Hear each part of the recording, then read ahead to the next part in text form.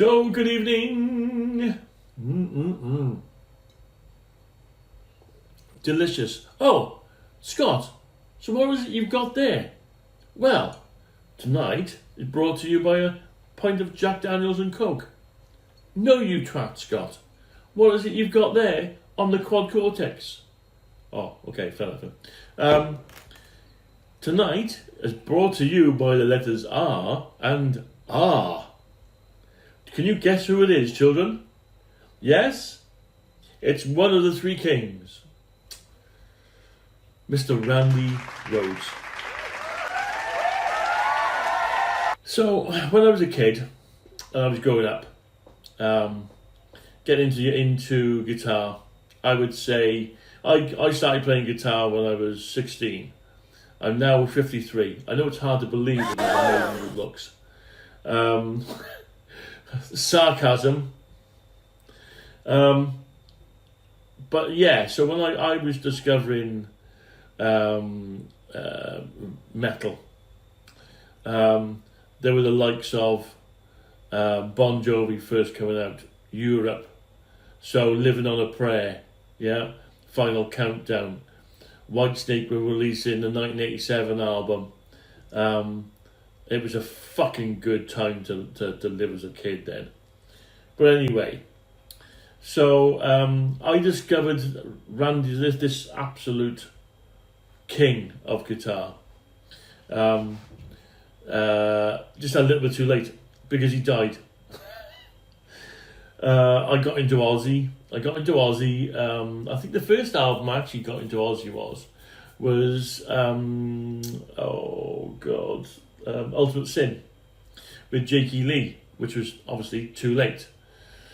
Because I was also introduced then to the tribute album that Aussie released with Randy playing on it, and there were three kings. There were three kings when I was a kid. Randy Rhoads, Edward Van Halen, and Yngwie Malmsteen. They were three absolutely trailblazing guitarists that, if Randy had carried on, he still would have been one of the kings, yeah, until his dying days, yeah. So I, after releasing the last patch with my Nuna Betancourt one, I had a couple of comments and requests of who to do next. One of them being Randy Rhoads. So him being one of my idols when I was a kid was a natural choice for me. Okay, so I thought, right, Randy Rhoads, what has he got? Okay, so I'm using my Peachy today. Yeah, my Les Paul, my genuine Les Paul, not a Chipson Insight. Yeah, and it sounded a little bit like this.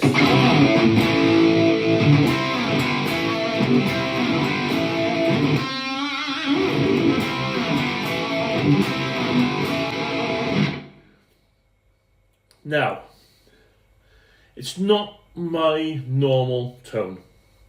So, Randy Rhoads, his actual tone, I wouldn't say is one of my favourites.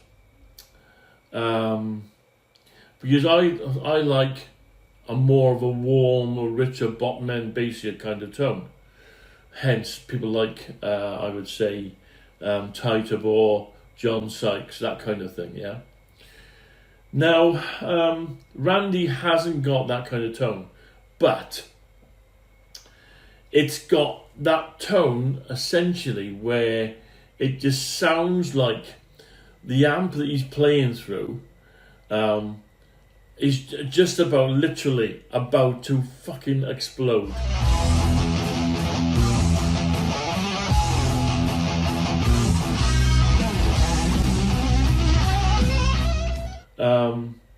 So I was doing some research and stuff like that, yeah. Now the patch itself is quite a straightforward patch. There's not much to it. Essentially, we're going to have a look at the quad Cortex in a second, yeah. There's not much to it. A pedal, an amp, a couple of speakers, a little bit of something thrown in there just for good measure, a bit of EQ. That's about it, really. I've added a chorus in there for the odd bits and pieces that you should do, but essentially it's not that complex.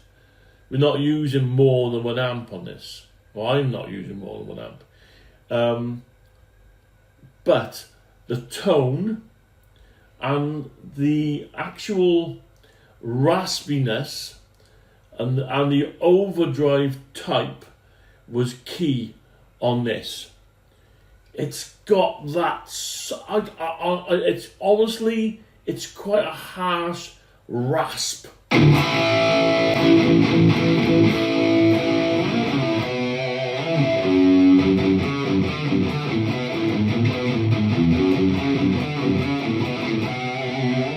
you hear that?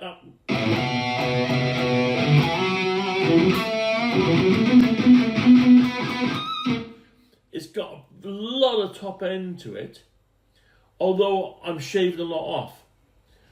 But I tell you what, anyway, enough of the gassing. Let's have a look at the Cortex, yeah, and let's see how I've kind of tried to put this together. Again, yeah, this is my jail free card. Firstly, tone comes from your fingers.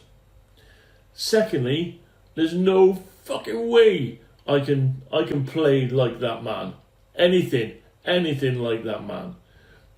So a lot of that. So essentially, a lot of the playing comes from your playing style.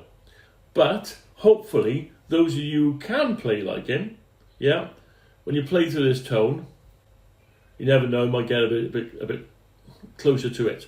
I've done a lot of research on the different people who have played through his amps and stuff, or played through his kind of replicated gear. But anyway, let's cut to the shit. Let's have a look what's on the Cortex. Okay, so, sorry, quick snifter. Thank you, Jack. Okay, right, so, let's have a look at this. So, looking at the tones, yeah, as you can see, it's a fairly straightforward tone, yeah? So you got your gate, 1 pedal, 1 amp. I'm using 2 speakers here. Oh, that's a little bit fruity. So this is, I'll come to this in a second. A little bit that makes up his tone. Something you used to do live. Again, the usual bit of EQ in after. I've got a chorus in here, which I'll stick on in a bit, and I've just added a slight bit of reverb just for flavour. Yeah. So the first thing, gate, because if you haven't got gate, you've got like that. Yeah, you got a lot of fucking noise. Because this is a lot. I mean, this is these are wax potted Burstbucker Pro 2s. So there's generally no squeal from these things. However, yeah. So I've got that set at about 60. That again, depending on your guitar, and one thing I will do is I'll insert in a link to a lad who to be fair to him, I got a lot of kind of inspiration from this video. His tone, I would say, is really close. His playing is fantastic, absolutely fantastic. But yeah, so this is a lot of this tone is made up by a lot of gain. Right. So what I'm going to do is I'm going to come back to. We're going to build this up as we go along. Yeah. Oh, you've seen it already now. So we're going to come back to that in a second. So what I'm doing with this now is I'm going to start off using the Brit Plexi 50 patch. So that again, as per usual, all of this is freely downloadable or freely available from either Cortex Cloud or actually all of this was standard neural actual devices, yeah? Right. Now, let's have a look at the web page, which we did for Nuno. Yeah. So this is the stuff that he used to use, and it actually quite explains a lot as well. So he used to use his Polkadot V, yeah, 1974 Gibson Les Paul Custom. That was his main, yeah.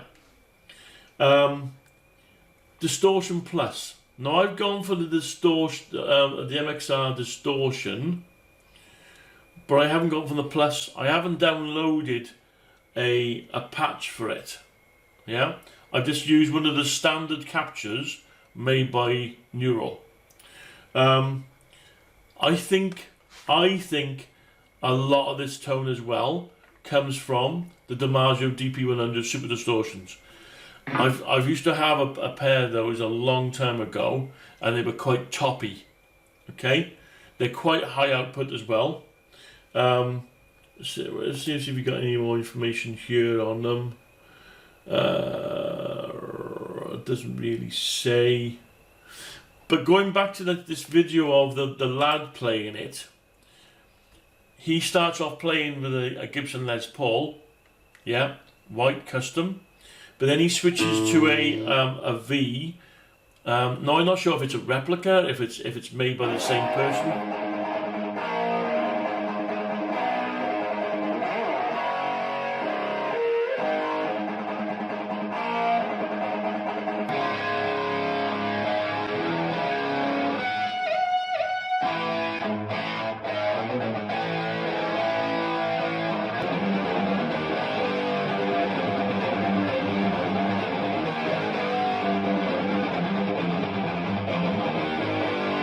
Again, all these people that I'm doing this, I'm not an expert on, all right?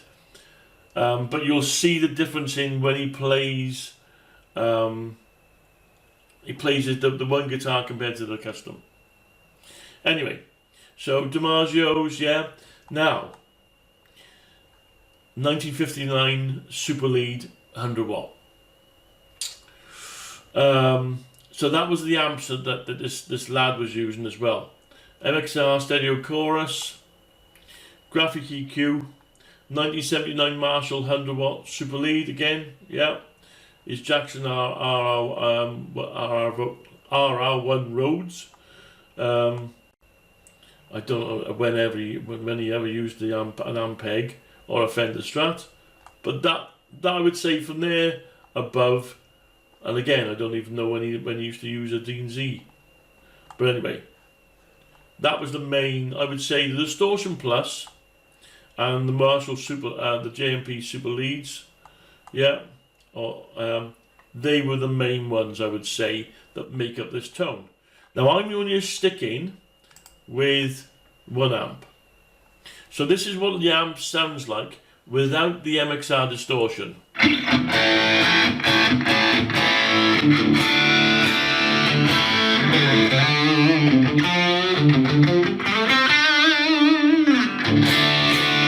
Yep. Right. What you'll notice now, and I got this from doing a bit of research, because I'm only using the gain 1 on it. I'm not using the gain 2. Let me put the gain 2 in as well, around about the same, and you'll see what I mean.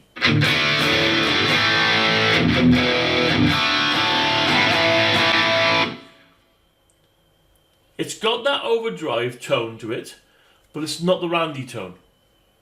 It's a cracking tone, but it's not the Randy tone. So I've taken that out. Now, let me put in, so this one here, yeah, so I'm not sure if people know a lot about this. It took me a little while to discover this, but essentially, when you go into your neural captures, yeah, you got your captures, you got all your ones that you've downloaded yourself, but there's a load of captures of overdrive pedals as well in there, which Neural have done. Yeah, and this is the MXR Classic Overdrive. So I think it's the Classic Distortion, sorry. Classic Distortion that this is based off. And I just had a little playthrough from some of these here, and I just found the OD1, the OD4, but MX Classic OD4 was the fella for me. Right, let me pop this back in. So, I've got gain, yeah, fairly way round through, yeah. I've backed off a lot of the bass because he doesn't use his actual sound. I'll try and put some snippets of him as much as I can throughout this video, just to give you some flavours of his actual tone.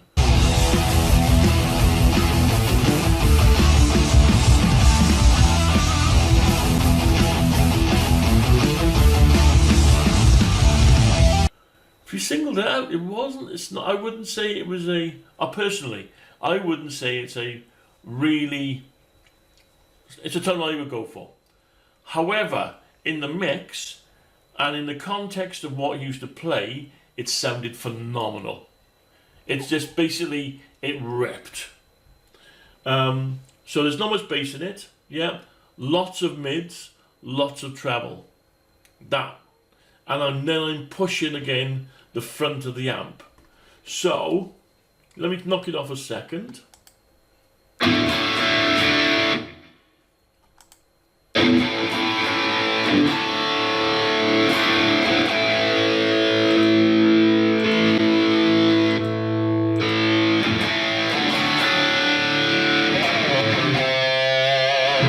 Can you hear that top end rasp now? That is the MXR. That's the clipping in the MXR.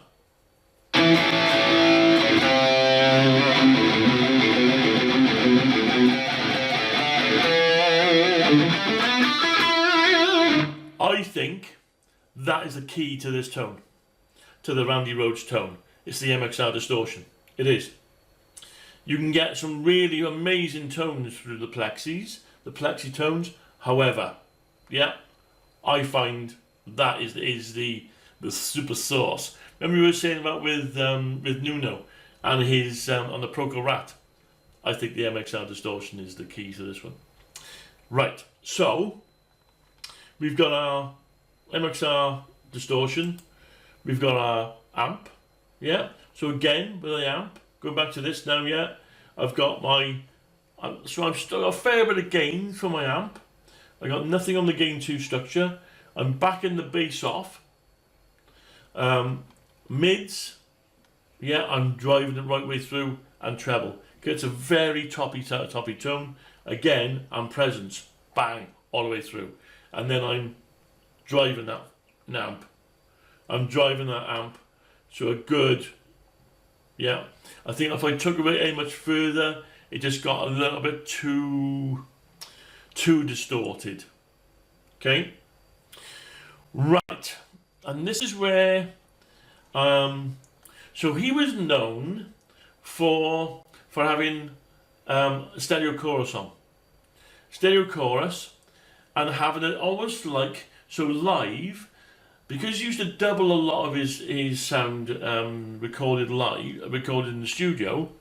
He used to use a slight delay on the chorus to just give it that little bit of separation. So, let me knock these off a second. Right, so this is just amp. So this cab here, I've gone for the stereo 212 CA Recto Legend. He used to use a 4x12 with Altex in it, not Celestians, because he found, I was watching some videos, and he found that the Celestians were just they didn't cut through enough. They were a little bit too muddy for him. But in this context now, this cab works. So this is just not just one cab. Sounds fucking awful, doesn't it? Okay. But I've split it then.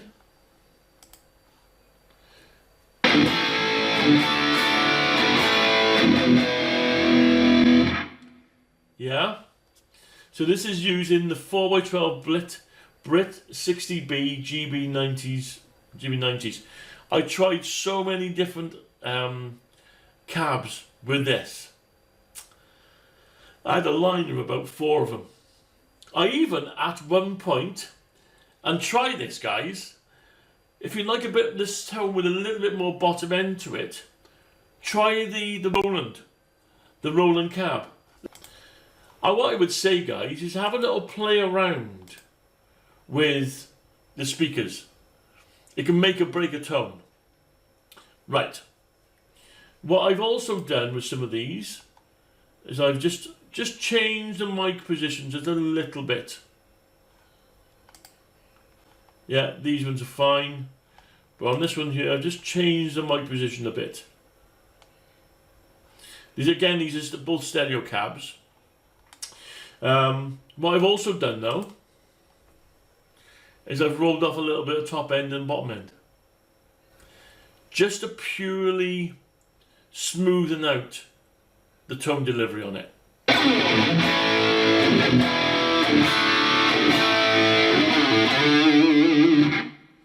Let me take these out. So that's at 7, 6, 7, 8.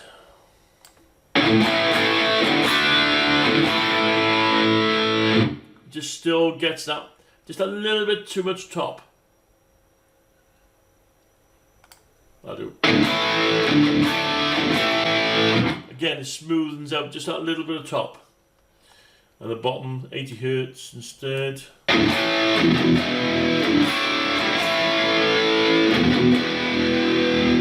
too much bass in there for Randy.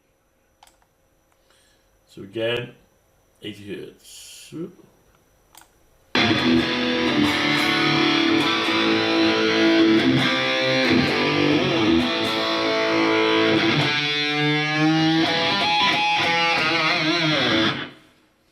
Okay.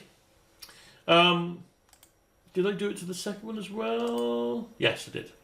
There we are. So again, I'm just taking a little bit of top off, a little bit of bottom off, just to smoothen out that tone. Okay. What I've also done is this. Is added a simple delay. And a simple delay with a very, very, very quick and a little bit of feedback on it, which does this.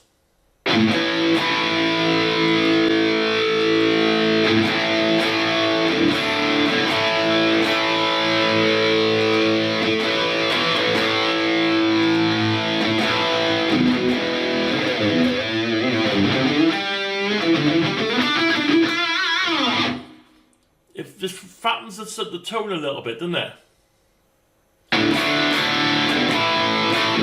Just giving that a little bit of delay before it hits that second speaker. Okay, so I'm going on to next then, onto just a slight bit of EQing. Basically, and that's where I used to use that 10 band EQ. That's a proper mid push. Let's put it off.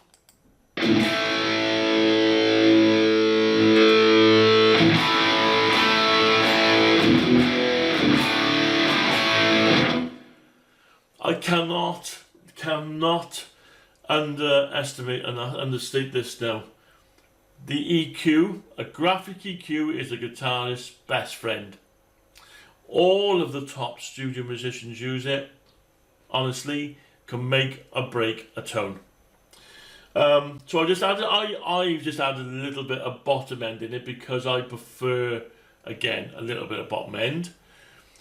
It also gives that, I'm trying to give that a little bit of live tone to it, where because of these amps were fucking roaring the shit and back, you had that air push, that slight bottom end then on from the amps that were roaring.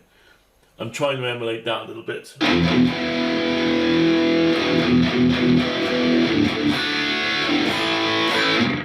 Okay, I've got a little bit of, just a slight little bit of reverb, nothing much though. Without it's very dry.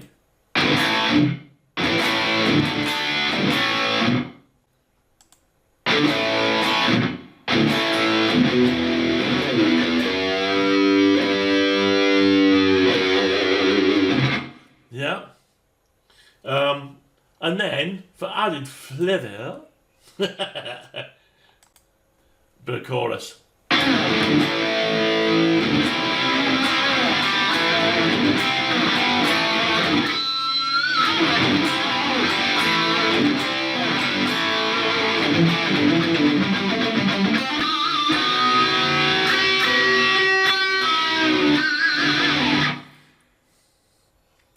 It's quite simple, but effective.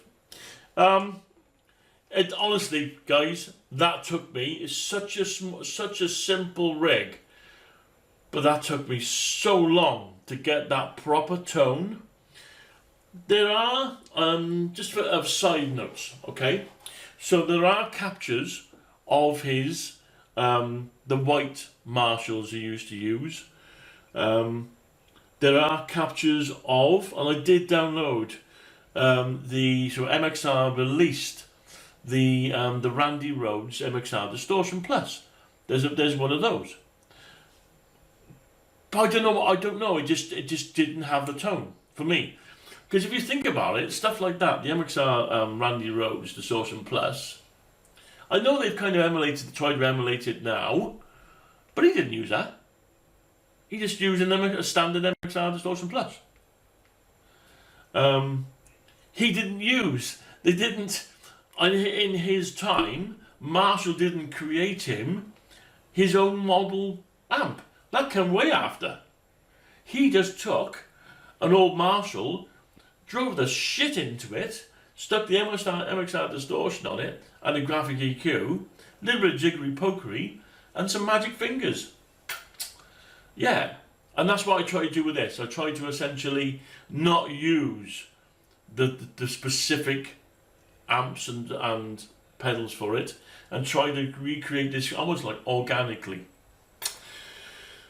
So, guys, let me know some other guitarists that you fancy me having a go at creating.